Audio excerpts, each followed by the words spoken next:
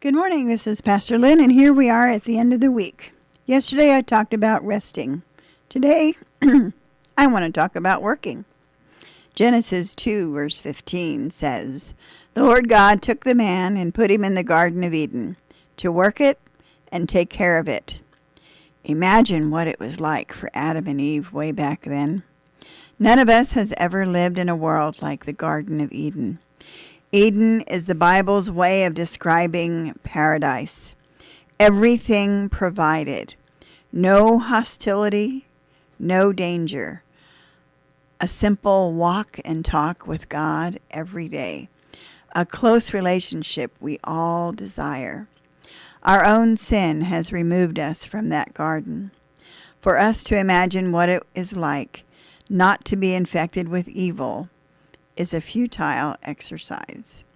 It is important to notice that work shows up in Genesis long before the fall. Work in itself is not evil, but something very good.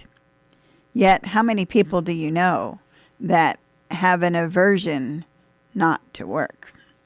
Or they think they're allergic to a little bit of hard work. True, work can be burdensome, and it can become an end in itself. But work has its place as part of God's good creation. Every human being has the need to find meaning in this world.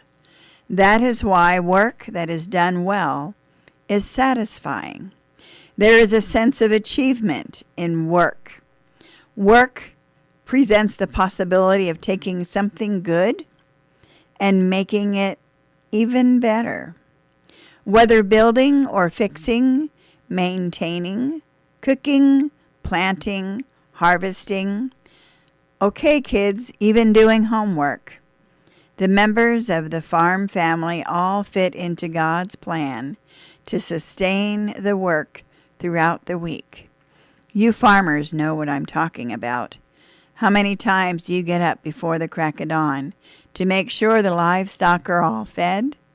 To make sure that the tractor is running the way it needs to check out on the windmill to make sure the water is pumping and that you have water in the house. And then what do you do in those summer months when there's a drought and you have to ration how much you've got?